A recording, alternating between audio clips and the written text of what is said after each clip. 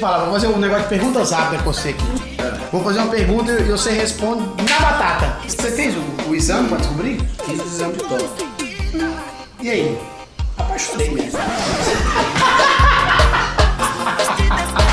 Dói ou não? Nada.